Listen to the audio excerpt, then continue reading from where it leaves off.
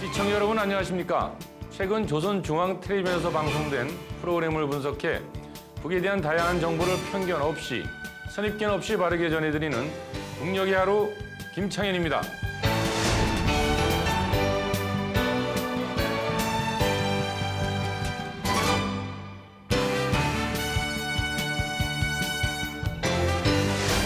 우리가 몰랐던 북의 모습, 우리와 다르지 않은 그곳 주민들의 사는 이야기 전해드리겠습니다. 북녘의 하루 이은혜입니다.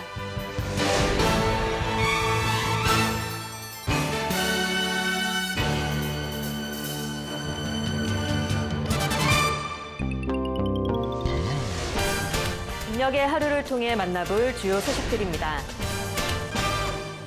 북은 지금 여름하면 생각나는 음식 바로 냉면인데요. 이 평양냉면이 유네스코 인류 무형문화유산으로 등재되었다고 합니다. 평양에 새로운 디자인의 2층 버스가 운행을 시작했는데요. 그 모습 전해드립니다. 다양한 창작 활동으로 북인민들의 마음을 뜨겁게 데우고 있다는 국립연극단과 국립교회단 소식 만나보시죠. 북녘 돋보기 시간. 과학기술과 경제발전에 힘쏟고 있는 북에게 있어 12월 12일은 특별한 날이었다고 하는데요. 광명성 3, 4호를 발사하며 주변국들을 놀라게 했던 북의 우주과학 역사를 들여다봤습니다. 북의 이모저모를 전해드리는 시간. 잘 먹고 잘 산다라는 말이 있을 만큼 치아 건강은 오복 중 하나라고 하죠. 북의 치아 관리 용품들은 어떤 게 있을까요? 걸그룹의 시초라고 할 수 있죠. 은방울 자매 기억하시나요? 이 이름 속 예쁜 꽃, 은방울꽃은 어떤 꽃일까 알려드립니다. 각 지역별로 전해지는 우리 민요 가운데 북쪽 지역을 아우르는 서도 민요는 어떤 특징이 있을지 알려드립니다. 이어서 나는야 꽃봉오리, 검은고선율에도 흠뻑 취해보실까요? 현장 속으로. 평양 곳곳의 공장과 기업소에서 성과를 발휘하고 있는 3대 혁명 소조원들의 이야기를 만나러 가보시죠. 여든의 나이로 지금도 집도를 이어가며 평양 시민의 눈 건강을 책임지는 안과의사 리승영 씨를 오늘의 인물에서 만나보겠습니다.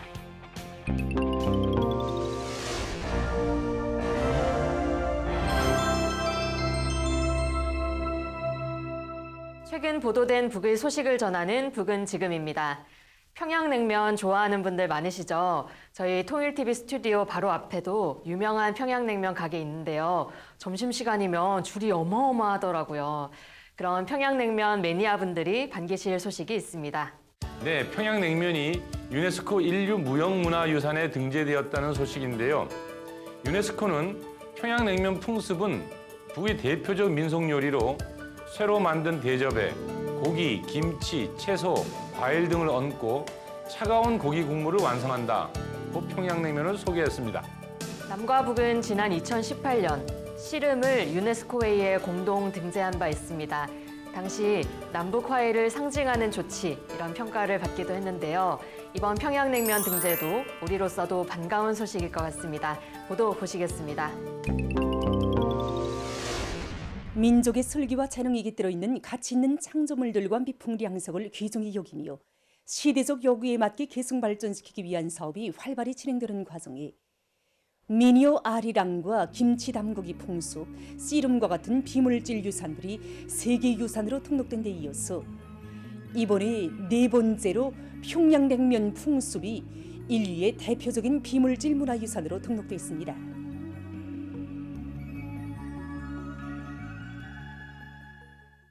지난 11월 30일 마로코의 수도 라바트에서 열린 유네스코 비물질문화유산 보호를 위한 정부간위원회 제17차 회의에서 우리의 평양냉면 풍습이 인류의 대표적인 비물질문화유산으로 등록되었습니다.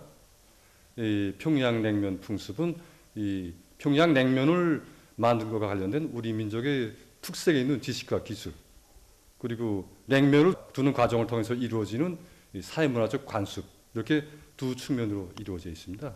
이 풍습은 평양 사람들의 생활에 깊이 뿌리내려서 장수와 행복, 기쁨과 화목을 의미하는 것으로 돼서 오랜 기간 발전 풍부화되어 왔습니다.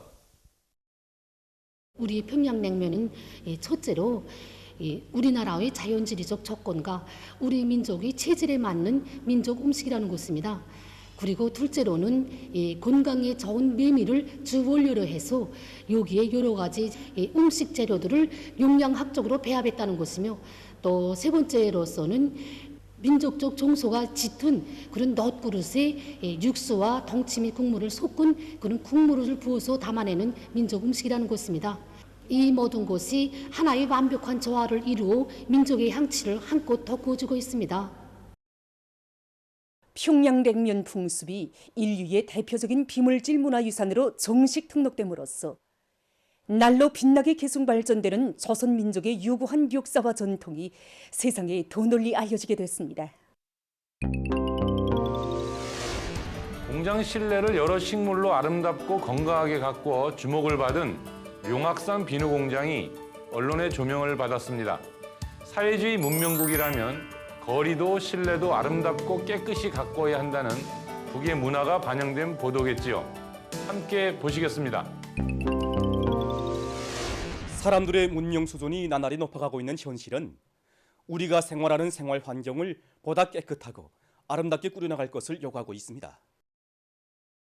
실내녹화 사업을 잘해서 일터의 문화 정서적인 환경을 보장하고 밝고 명랑한 생활적 분위기를 마련해 나가고 있는 용악산 비누 공장의 경험을 보기로 하겠습니다. 네, 실내에 이렇게 여러 가지 식물들을 조화롭게 배치하면 공기 정화에도 매우 좋으며 또 이렇게 실내 장식 효과도 크게 볼 수 있습니다.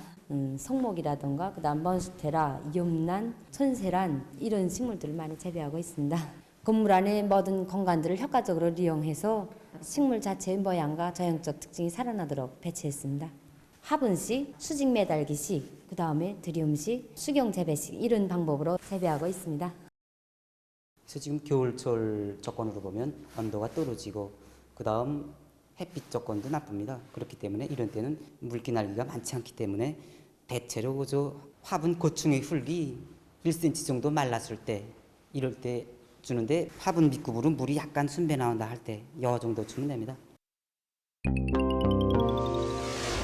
평양에서는 새로운 디자인의 여객버스가 운행을 시작했습니다. 평양시 여객운수 종합기업소에서 자체로 설계하고 생산했다는데요. 그 자부심도 대단해 보입니다. 평양을 누비는 2층 버스, 그 모습 전합니다. 당에 숭고한 인민사랑의 뜻을 빛나는 현실로 꽃피울 일념을 안고 평양시 료객운수 종합기업소의 일꾼들과 노동계급이 짧은 기간에 새 형의 료객버스를 생산했습니다. 우리 수도 시민들에게 더 좋은 교통적 교원을 마련해 주려고 우리 여객운수 부문이 설계가들과 기술자, 기능공, 노동계급은 총분발해서 이 짧은 기간에 여객버스를 만들어냈습니다.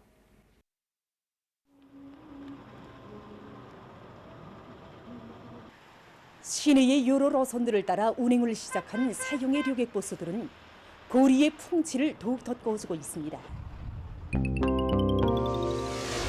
소설, 시, 드라마와 영화, 연극, 노래와 교회에 이르기까지 북의 모든 문화예술 작품들은 대중들의 혁명 열의를 북돋는 역할을 합니다. 선전선동의 도구라 할 수 있죠. 마침 국립연극단이 최근 내가 찾는 사람이라는 단막극을 새로 창작해서 무대에 올렸는데요. 주인공은 어느 한 기업소의 지배인 조영배입니다. 그 사람은 인재의 중요성을 아주 깊이 자각하고 있는 인물로 시종일관, 다른 도와 다른 군에서 인재를 데려오기 위해 노력합니다. 인재 리스트가 빼곡히 적혀있는 보물수첩을 손에 쥐고요. 자기 기업소 안의 사람들을 인재로 키우려는 노력 없이 다른 곳에서 끌어다 쓰려는 태도를 꼬집는 것이죠. 최근 이렇게 혁명적인 연극, 또 교회를 창작하기 위해 애쓰고 있는 창작자들의 모습이 전해졌습니다. 국립연극단과 국립교회단 소식입니다. 문화예술 부문에서 혁명열, 투쟁열을 분출시키는 훌륭한 명작들을 내놓기 위한 사업들이 본격적으로 벌어지고 있는 속에 국립연극단의 창작가 예술인들이 혁명 연극들에 대한 작품 형상과 새로운 작품 창작 창조 사업을 본격적으로 벌이고 있습니다. 창조 집단 조원반이 지금 신인 창작가 예술인들로 되어 있는 그런 현 조건에 맞게 창작 지도 일꾼들과 그다음에 러비어들, 창작가들 그 모든 우리 온 창조 집단이 한 사람같이 달라붙어가지고 단 맞고 내가 찾는 사람 이거를 우리가 새로 했습니다. 지금 온 창조 집단이 다음에 창조 목표를 높이 세우고 그 관철을 위한 작품 창작 창조 활동도 지금 맹렬히 벌려나가고 있습니다. 국립교회단에서는 새로운 형식의 특색 있는 교회 무대를 펼치기 위해 지혜와 열정을 다 바쳐 나가고 있습니다. 사회주의의 더 밝은 미래를 마중해 나가는 우리 인민들의 열정과 낭만을 작품마다 반영하는 데 큰 힘을 넣고 널뛰기 묶음, 비둘기 제조와 로라조형, 6편의 여성 작품들을 비롯해서 올해 12편의 새 작품들을 창작해서 관람자들이 절찬을 받았습니다. 기량 훈련을 강화하는 데 큰 힘을 넣어서 새롭고 독특한 교회 기교 동작들을 갱신하여 12여 편의 교회 작품들을 다음에 공연 무대에 내놓기 위해서 모든 힘을 다하고 있습니다.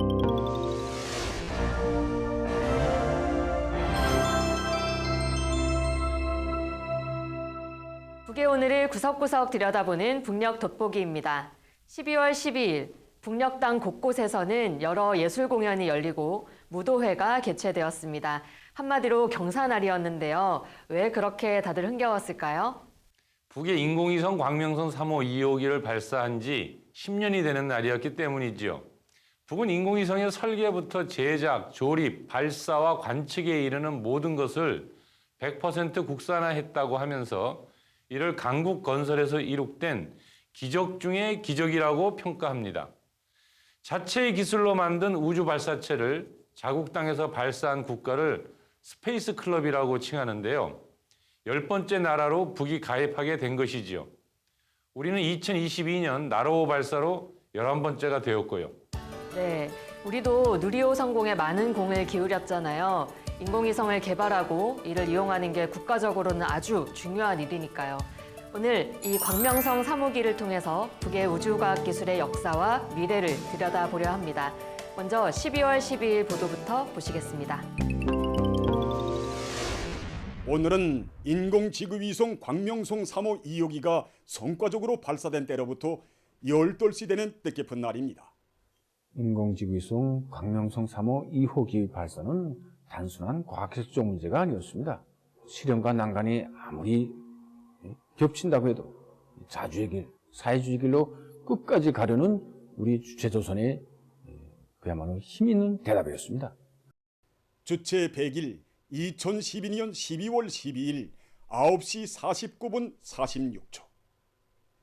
서해 위성 발사장에서 발사되어 자기 궤도에 정확히 진입된 광명성 3호 2호기에서는 김일성 민족 김정일 조선의 존엄과 국력을 만방에 시위하며 불멸의 혁명 성가들이 온 행성에 울려 퍼졌습니다. 돌이켜보면 우리 공화국이 인공지구위성을 발사할 때마다 적대 세력들의 준동이 절정에 달하구나 했습니다. 이를 통해서 우리가 무엇을 할 수 있는가? 위성 발사의 길이 가학의 길이기 전에 혁명의 길이고 자주의 길이라는 것입니다. 2016년 지구 관측위성 광명성 4호 발사를 앞두고 서해 위성 발사장을 찾아주셨을 때 위성 발사는 우리 당과 인민의 학관 의지이고 주권국가의 자주적이며 합법적인 권리이다.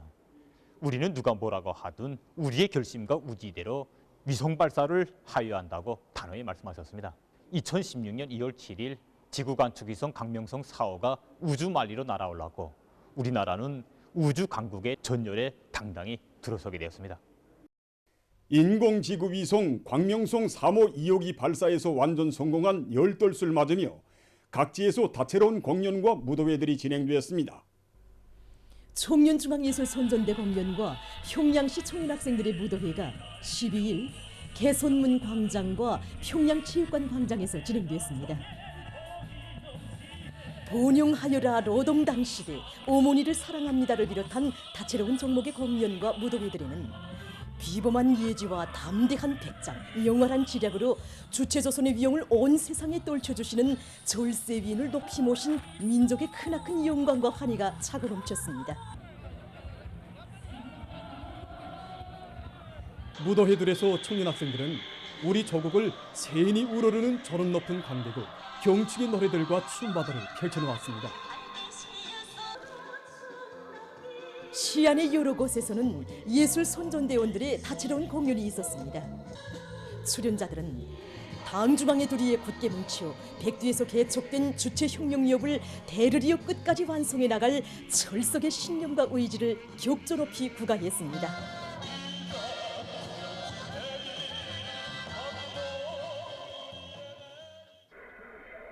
참가자들은 당중앙위원회 제8기 제5차 전원회의가 제시한 투쟁 목표들을 성과적으로 완결하기 위한 사업에서 청년존이들의 슬기와 기계를 남김없이 떨침으로써 자력으로 승승장구하는 우리 국가의 위용을 다시 한번 힘있게 떨치는 데 한몫 다해 나갈 불타는 열의에 넘쳐 있었습니다.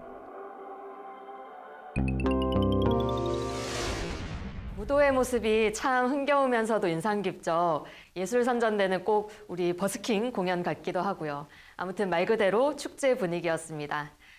그런데요, 이 인민들은 축제 분위기지만 사실 저 뉴스를 봤던 다른 사람들은, 다른 나라들은 긴장하고 또 전쟁하는 그런 분위기였을 것 같아요.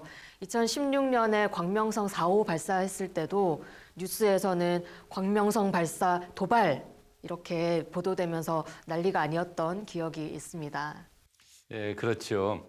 아무래도 이제 이 인공위성 발사를 그 미국을 공격할 수 있는 ICBM 미사일 개발이라고 보는 시각이 크니까요. 사실 다른 나라들이 인공위성 발사에 성공하고 위성이 이렇게 성공적으로 궤도에 진입한다면 많은 나라들이 축하해주고 그리고 또 박수 쳐줄 거 아닙니까? 근데 이제 북은 인공위성을 발사했다고 해도 도리어 이제 비난받고 제재받고 그러고 있으니까요. 사실 이제 입장을 바꿔 생각해보면 대단히 안타까운 일인 것은 분명합니다. 네. 그러니까 이것이 거대한 우주를 정복하기 위한 발걸음에 한 발 한 발 나가고 있는 거냐, 아니면 이 군사적 도발이고 또 다른 나라를 공격하기 위한 미사일을 개발하고 있는 것이냐, 이것은 이제 보는 각도와 시각에 따라서 좀 달라지는 문제지 않습니까? 네. 결국 가장 큰 문제는 신뢰에 관련된 문제라고 볼 수 있겠죠. 맞는 말씀입니다. 그러면 다시 광명성 3호 2호기로 좀 돌아가 볼까요? 이게 언제 어떻게 발사됐는지 궁금한데요. 2012년 12월 12일, 날짜는 기억하기 참 좋고요.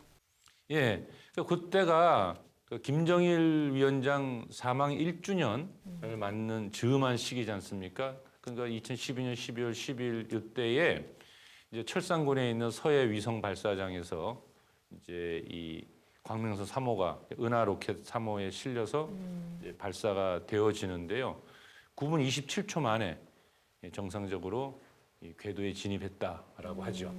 아까 스페이스 클럽 얘기하셨는데 국제적으로도 이것을 성공적으로 평가를 했나 봅니다. 그렇죠. 미국과 러시아가 가장 빠르게 공식적으로 궤도에 진입했음을 인정하였죠. 당시 인공위성의 수명은 2년이었어요. 이 2년 동안에 기상 관측에 필요한 위성 자료를 전송했죠. 하루에 14번에서 15번씩 이렇게 지구를 돌게 되는데 이틀에서 3일꼴로는 한반도 위를 지나가게 되었다고 하지요. 이게 또 이름도 궁금한데 광명성 3호 2호기잖아요. 예. 그럼 1호기를 발사한 적도 있다는 뜻일까요? 아, 그렇죠. 발사했죠.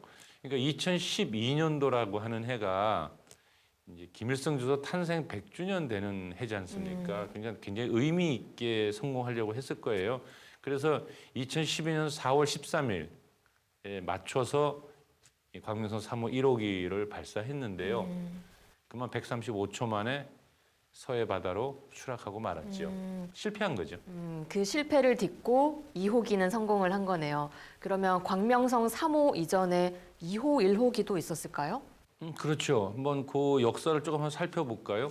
1998년도 8월 31일 날 이제 로켓은 이제 그 백두산이라고 하는 로켓에서 올려가지고 광명성 1호가 발사를 했죠. 당시에 이제 미국과 한국에서는 정상적으로 궤도 진입하지 못했다 이렇게 보았는데 북에서는 정상적으로 궤도 진입했다라고 이제 주장을 한 바 있습니다. 그러면 광명성 2호는요? 예, 2009년도 4월 13일 날 은하 로켓 2호에 실려서 발사되어졌는데요. 이때도 이제 한국과 미군 성공하지 못했다라고 보았는데 북에서는 잘 진입했다라고 한 바 있습니다.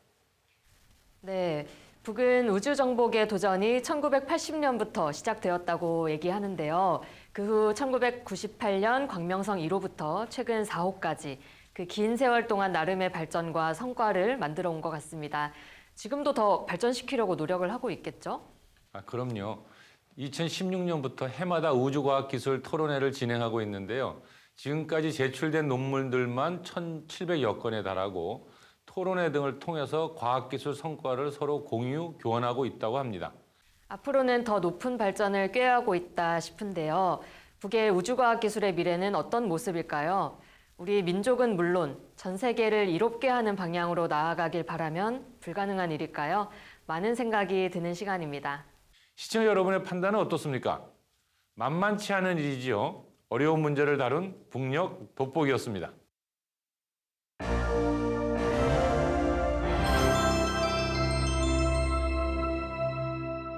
조선중앙텔레비전에서 방영되는 다양한 프로그램을 모아 보여드리는 북이모저모 시간입니다. 오늘도 어떤 흥미로운 소식이 준비되어 있을지 기대하셔도 좋습니다. 오복 중에 하나라는 치아. 그만큼 치아 건강은 우리 삶의 질을 좌우하는 아주 중요한 문제죠. 그래서인지 이 치아 관리 제품들도 참 다양합니다. 치약만 해도 종류가 여러 가지고 또 칫솔도 모 굵기부터 모양새까지 참 다양하게 나오더라고요. 칫솔 치약 말고도 치실이나 치간 칫솔, 가글까지 활용하는 분들도 계실 텐데요. 북에서는 이런 것들을 치과 위생용품이라고 통칭합니다. 그럼 북에서는 다양한 치과 위생용품들을 어떻게 사용하고 있을지 건강상식 프로그램 전해드립니다.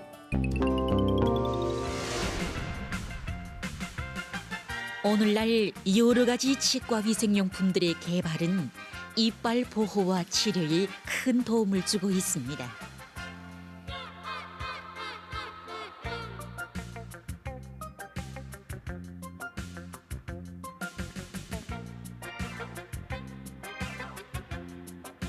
그럼 이 시간에는 치과 위생용품을 전문으로 생산하고 있는 평양 치과 위생용품 공장의 연구사들과 함께 치과 위생용품에 대한 이해를 보다 구체적으로 하도록 합시다.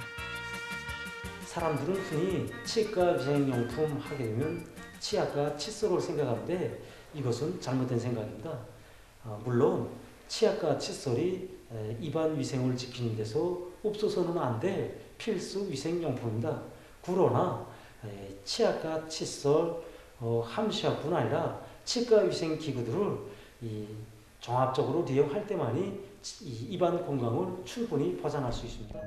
치과 위생용품이란 치약과 칫솔, 효솔, 효글개, 함수약을 비롯해서 입안을 깨끗하게 하는 개체 위생 수단들을 말합니다.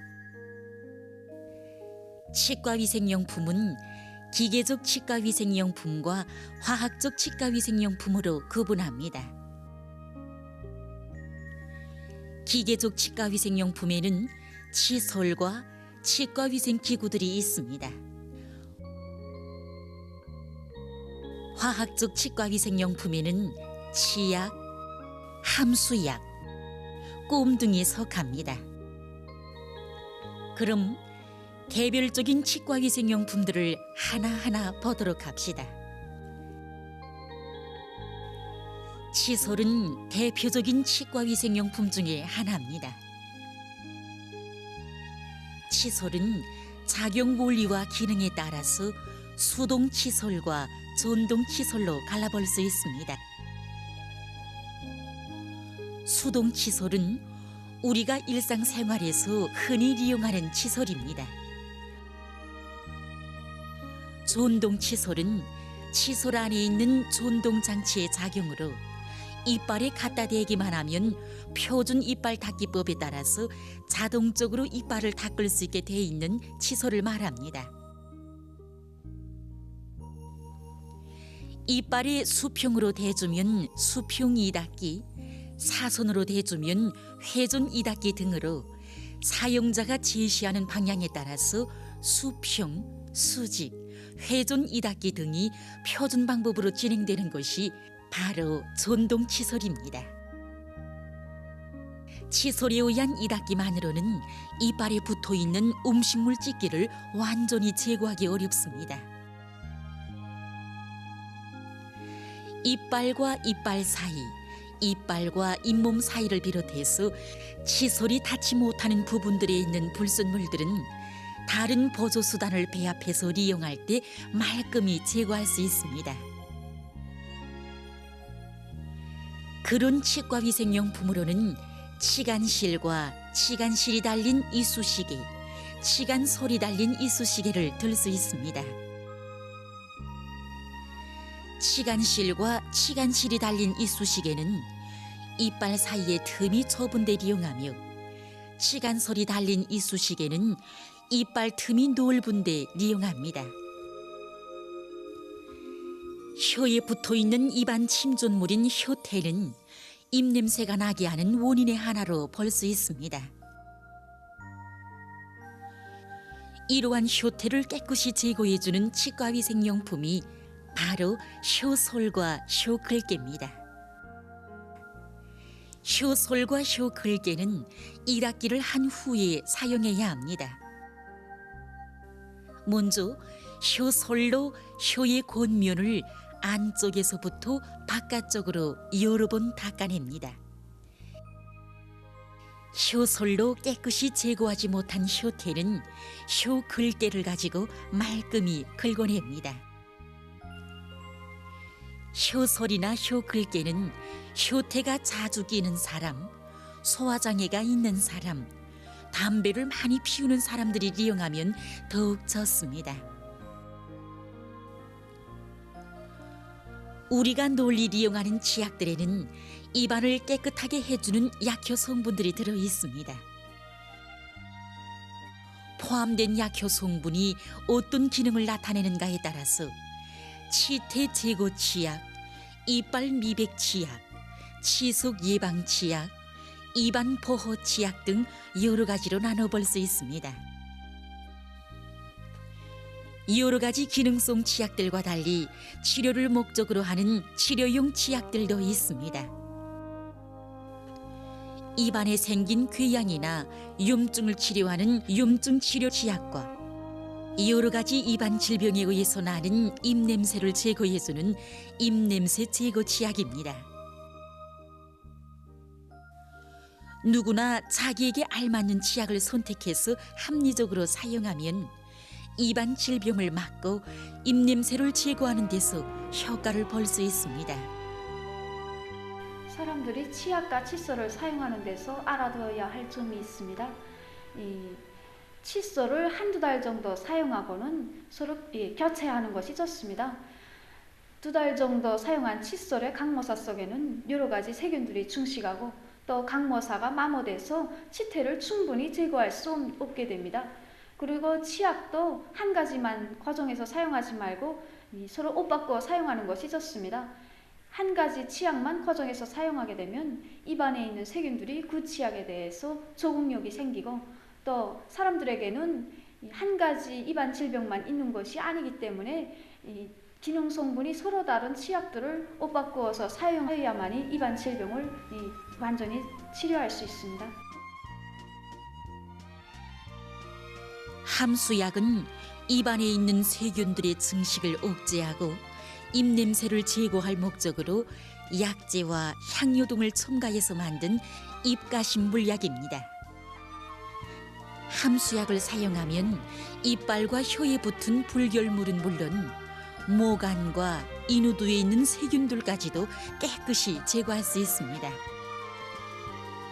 함수약은 이빨을 닦은 후 30분이 지나서 사용하는 것이 좋은데 먼저 10 내지 15ml로 입가심을 한 다음 머리를 뒤로 젖혀 모간의 인후두까지 충분히 적셔주는 방법으로 사용해야 합니다. 또한 식사 후나 식간에도 사용하면 항상 칫솔질을 했을 때와 같은 상쾌한 감을 느낄 수 있습니다. 누구나 치과위생용품에 대한 상식을 잘 알고 입안 위생을 잘 지켜나갑시다. 예전에 은방울 자매라는 가수 아주 인기 있었죠. 혹시 이 꽃에서 이름을 딴 거였을까요? 방울방울 아름답게 매달려 있는 은방울 꽃에 대한 상식 알려드립니다.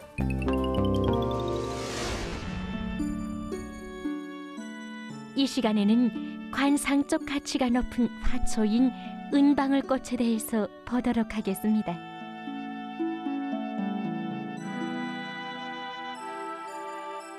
꽃들마다 자기의 특징을 나타내는 제 나름의 언어를 가지고 있는데 사람들은 그것을 꽃말이라고 부르고 있습니다.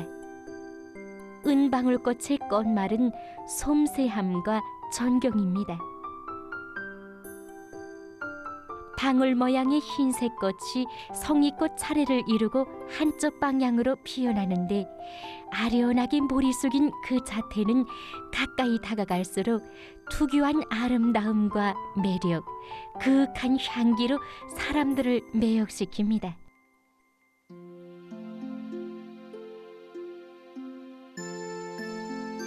추위 견딜성이 매우 강한 반그늘송 식물인 은방울꽃은 토양이 비옥하고 물기가 적당하면 특별히 잘 자라기 때문에 우리나라 전국 각지의 나무 숲속에서 똘기로 자랍니다.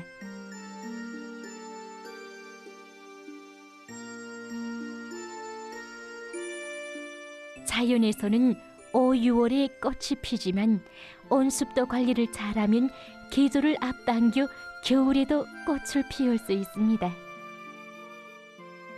겨울에도 꽃을 피우려면 강제적인 잠자기 조건과 꽃피기 조건, 이거를 강제적으로 주어줘야 됩니다. 우선 3년생 꽃눈이 붙어있는 은방울꽃을 수집해서 이것을 이끼에 싸서 영도수에서 40일 정도 강제 잠자기 시킵니다. 강제 잠자기 시킨 후 화분에 옮겨 심습니다. 화분에 옮겨 심을 때 배합을 잘해야 됩니다. 여기서 5대 3대 2의 비율을 잘 지키는데 5. 부엽토, 3. 밭흙, 2. 모래의 비율을 잘 섞어서 화분에 옮겨 심습니다. 여기서 중요한 것은 온도, 20 내지 25도씨의 온도를 보장하며 습도는 80 내지 85%를 보장해야 됩니다. 이로부터 한 달 정도 지나면 꽃이 피기 시작합니다. 꽃 모양이 독특하며 향기가 특별히 짙은 이 은방울꽃을 가정과 일터마다 아름답게 피운다면 우리의 환경은 더욱더 밝아질 것입니다. 흔히 우리 전라도 지역의 민요를 남도민요라고 하죠. 또 강원도, 경상도 지역은 동부민요로 구분하기도 한다는데요. 그러면 서도민요도 있겠죠? 물론이지요.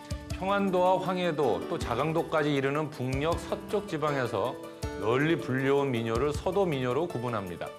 아무래도 우리에겐 남도민요보단 낯설 수 있겠지요. 오늘 서도민요의 가락과 장단, 아름다운 선율에 대해 함께 알아보겠습니다.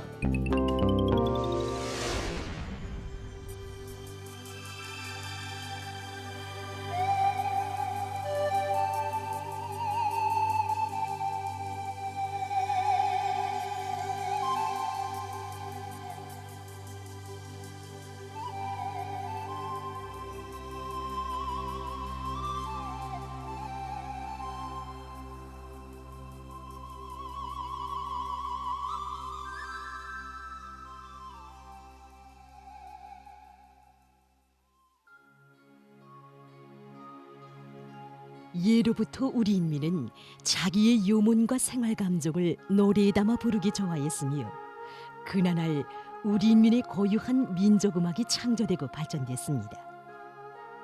오랜 역사를 통해서 찬란한 문화를 창조한 우리 인민은 지방마다 자기식의 특색 있는 민요들을 지어 불렀습니다. 그 가운데서도 아름답고 유순한 정서를 가진 서도민요는 우리 인민들 속에서 널리 불리워지고 사랑받고 있는 대표적인 민요입니다. 서도민요는 즉 평양을 중심으로 해서 평안북도와 평안남도, 황해북도와 황해남도, 자강도 지방들에서 널리 불려지면서 전해져 온 전통적인 민요들을 통틀어서 이르는 말입니다. 그래서 일반적으로 락천적인 성격과 아름답고 섬세한 근린들을 가지고 있습니다. 오래전부터 소도지방 사람들은 넓고 비옥한 땅에서 대를 이어 살면서 농사를 짓는 과정이 모내는 소리, 호미질 소리와 같이 노동 생활을 반영한 계절에 따르는 민요를 창조해서 불러왔습니다.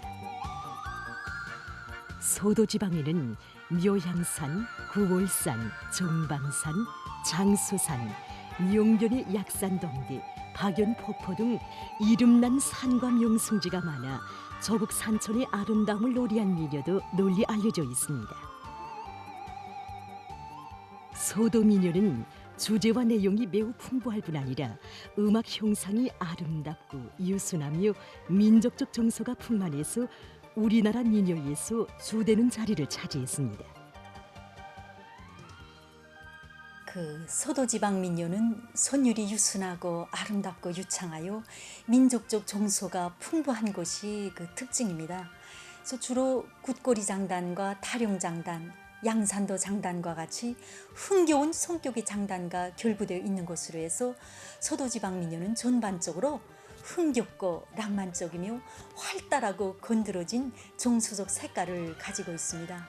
그래서 구조적으로 볼 때에도 소도지방 민요에는 졸가족 구조를 가진 곡들이 많습니다. 그래서 조선 민요의 구조 형식의 기본 특징이 졸가 형식이라는 것도 기본은 소도지방 민요를 놓고 말한 것입니다. 그래서 지금까지 우리 인민들 속에 널리 알려진 대표적인 소도 민요를 놓고 보게 되면 양산도, 영광기나리, 종방산성과 도라지, 박연폭포, 소도아리랑을 들 수 있습니다. 오늘 우리 당의 현명한 용도 밑에 소도민요의 우수한 선율적 특성을 잘 살린 민요풍의 노래들은 우리 인민의 생활을 생동하고 진실하게 반영한 것으로 해서 민족의 향취를 한껏 풍겨주고 있습니다.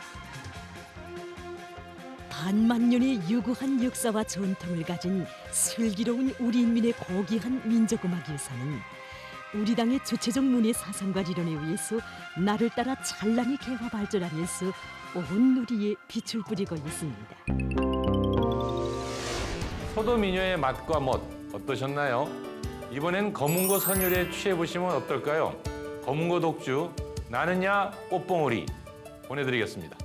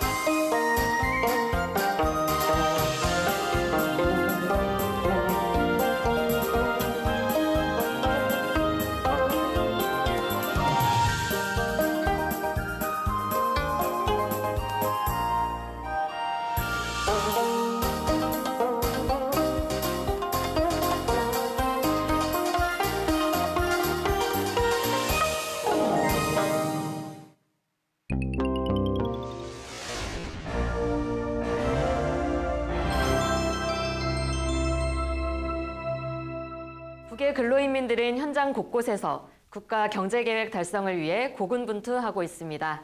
그들의 땀방울과 현장의 숨소리를 만나는 시간입니다. 현장 속으로. 직접 일터로 들어가 그곳의 기술 혁신을 이끄는 청년들이 있습니다. 선배 간부들에게 새로운 기술도 알려주고 혁신적인 기술도 고안해내지요. 기술혁명의 전위대라고 불리는 3대 혁명 소조원들입니다. 지금 평양 곳곳의 공장 기업소마다 이 3대 혁명 소조원들이 만들어낸 성과가 빛을 발하고 있다는군요. 그들을 만나러 현장으로 가보겠습니다. 지금 전국 각지에서 활발히 벌어지고 있는 3대 혁명 서조 활동은 해당 단위의 전진과 발전에 커다란 활력을 부어주고 있습니다.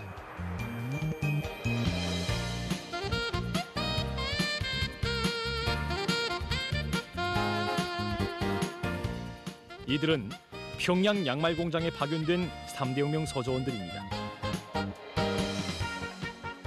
올해에 들어와서만도 14건의 가치 있는 연구 성과들을 이룩하여 단위 발전에 이바지했다고 합니다.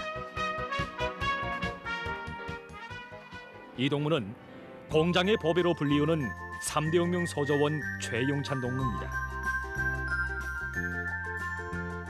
공장에 파견된 지는 1년밖에 되지 않았지만 생산 정상화에 이바지할 수 있는 성과를 이룩한 것은 결코 이 동무가 남보다 머리가 좋고 재간이 있어서가 아닙니다.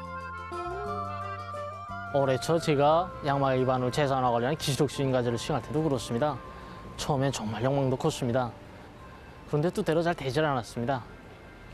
대학 기간에 6개월 전공한 저에게 있어서 금속재료의 가공과 율처리와 관련한 부분은 완전히 생소한 것이었습니다. 이때 같은 서서원인 러엄성 동무로부터 금속재료의 가공과 관련한 기발한 착상을 얻게 되었습니다. 또 금속재료의 가공에서 가장 중요한 부분인 율처리 공정 지표를 확립하는 부분에서도 서서원들의 집체적 합의와 협의를 거듭하던 끝에 가장 합리적인 공정 지표들도 확립하게 되었습니다.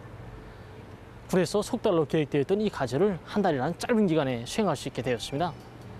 우리 서전으로 보게 되면 기계, 화학, 프로그램을 비롯해서 그 여러 가지 전문가 지식들을 소유하고 있습니다. 이 지식들을 하나로 합치니 올해만 보더라도 그 여러 가지 실리 있고 보다 효율적인 기술혁신 성과들이 이룩되었고, 야, 정말 그 과정에 우리 집단 안에, 우리 서조 안에 서로 돕고 이끄는 집단주의 기풍이 서가고 있습니다.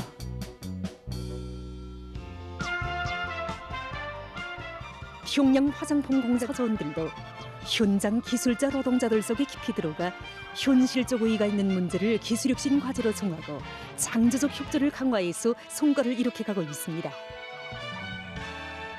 지난 8월 저는 공장 생산 정상화에 필요한 기술혁신 과제를重点 삼고 연구사업을 진행하던 중 화장품 원료의 순도를 높이기 위한 문제가 잘 풀리지 않아 너무 속이 타서 현장 노동자들과 기술자들을 찾아가고 그들로부터 좋은 착상을 가지게 되었으며 이에 기초해서 공정 설계와 장치 설계를 바로 기간에 완성하게 되었습니다.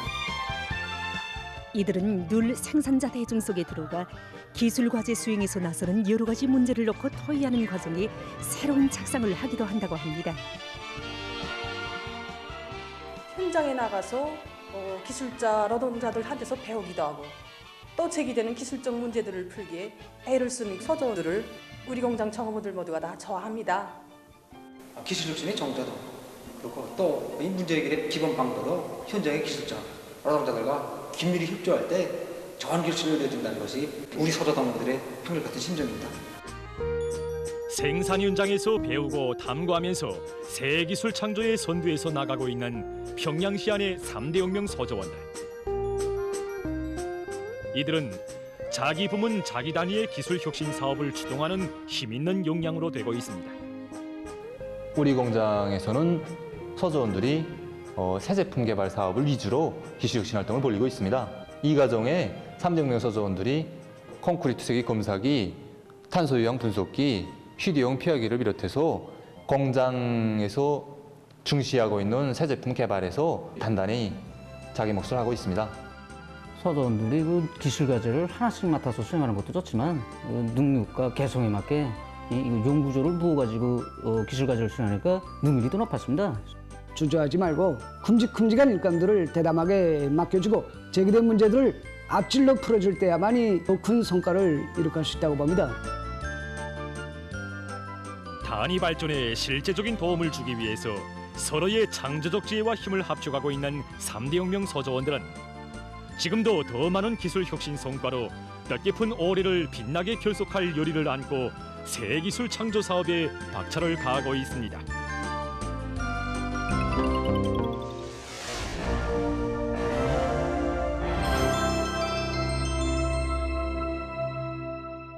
북에서 주목받는 사람들의 이야기를 전하는 오늘의 인물 시간입니다. 45년 동안 평양 시민의 눈 건강을 책임진 리승영 안과 의사를 만나보려 합니다. 80의 나이로 지금도 수술칼을 잡는다고 하는데요. 열정이 대단하시죠. 인민들에게 광명을 안겨주는 사람, 그리고 인민들이 그 빛으로 조국의 아름다움을 보길 바라는 사람, 리승영 씨를 만나보겠습니다.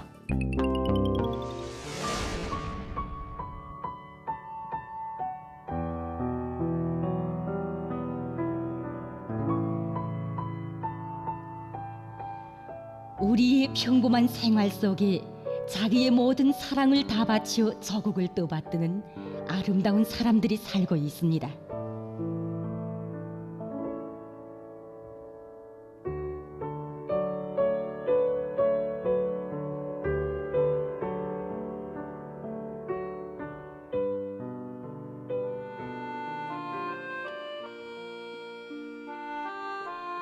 안과 의사에게 있어서 크고 작은 수술은 매일 반복되는 일이지만 선생님은 한 건 한 건의 수술마다에 자기의 모든 정력을 깡그리 바친다고 합니다.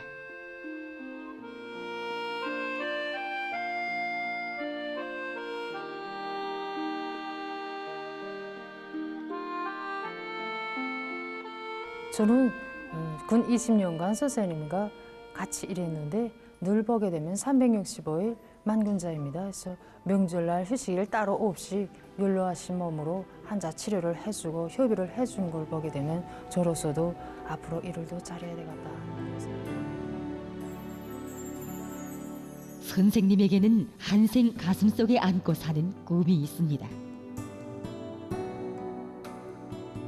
하나는 위대한 소령님의 뜻대로 우리나라의 안과 질병으로 앞을 못 보는 사람이 없게 하는 것이고, 다른 하나는 유능한 안과 의사들을 많이 키워내는 것이라고 합니다. 그 꿈을 실현하기 위해 선생님은 한생을 노력해왔습니다. 선생님이 수십 년간 치료해오면서 풍부한 경험을 쌓았습니다. 근데 이 경험을 과연 어떻게 새 세대 의사들에게 빨리 전달해줘가지고 수준을 빨리 높이겠는가, 여기에 대해서 선생님이 고심했습니다. 그래서 밤새워 가면서 강연 작성했습니다. 그래서 이들이 교과서적인 이런 교범으로서 이렇게 안과 의사로서 일생을 거시하게 아랫사람들을 키우는데 사심없이 한생을 바친 거라는 생각입니다. 광명을 찾은 환자보다 몇 배로 더 큰 환희와 희열을 느끼는 사람들이 바로 안과 의사들이라고 합니다. 하지만 선생님이 걸어온 안과 의사 45년의 갈피에는 기쁨과 아픔이 엇갈리는 그런 눈물겨운 순간도 있었습니다. 제가 수직 쏠 때도 이렇게 구급 환자가 들어왔습니다. 근데 구급 환자 상태가 중하다 하니까 우리 수직 의사들도 이렇게 상태를 보면서 우리 리승영 선생님 찾자고 했습니다. 근데 선생님은 그 당시 이게 아내가 중병으로 이렇게 앓고 있었습니다. 근데 혹시 선생님이 오시지 못할까 하고도 생각했댔는데 즉시 오셨습니다.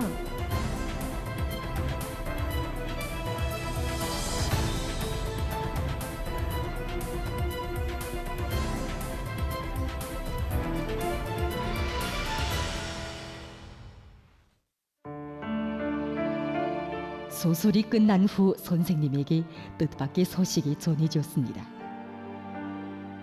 사랑하는 아내가 그만.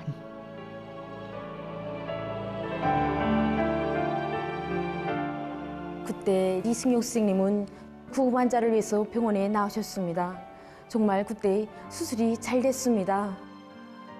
며칠 후 붕대를 풀면서 선생님이 보입니까? 하고 물어보니까 한자는 기뻐서 보입니다 하고 소리칠 때 모두가 다 울었습니다. 아내에겐 모종한 남편, 자식들에겐 야속한 아버지로 아픈 상처를 남기면서까지 선생님은 소설장에 섰습니다. 무엇을 위해서?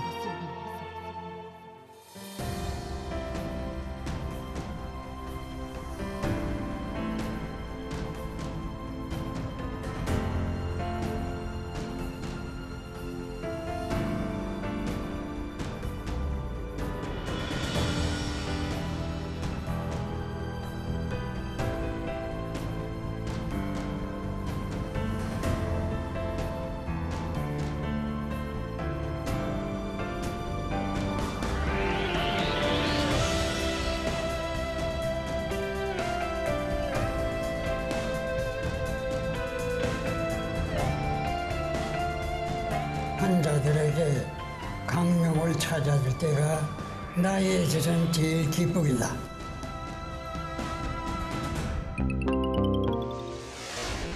오늘 순서는 여기까지입니다. 여러분 오늘도 북과 조금 더 가까워지셨나요? 앞으로도 있는 그들의 북녘 소식 여러분께 꾸준히 전해드리겠습니다. 잠시 후 김창현의 한마디가 이어집니다. 끝까지 시청해주세요. 함께해 주신 여러분 고맙습니다.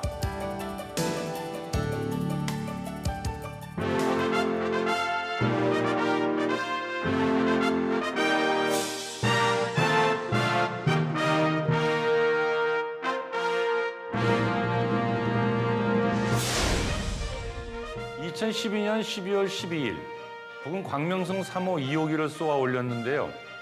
3단으로 이루어진 운반 로켓 은하 3이 성공적으로 분리되고 발사 후 9분 27초 만에 인공위성이 정확히 자기 궤도에 진입하였죠. 북은 자체 기술로 만든 우주 발사체를 자국 땅에서 발사한 국가들을 칭하는 스페이스 클럽에 10번째로 가입하게 되었는데요. 당시 위성 발사 성공을 가장 먼저 공식화한 것은 북미 우주항공방위사령부였죠. 북은 이때 노동신문을 통해 상세히 이 과정을 실은 바 있는데요. 철산 지역은 눈이 많이 오는 지역이라 습도가 높아 발사 조건이 매우 어려웠다는 것, 국제해상 통로와 주민들 거주 지역이 아닌 공해로 운반 로켓 2계단을 떨어뜨리기 위해 선회시켜 로켓을 날렸다는 것 등이 바로 그것이지요.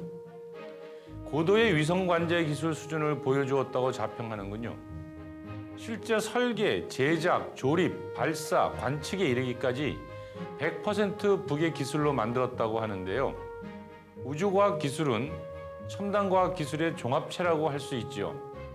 그런데 말이죠.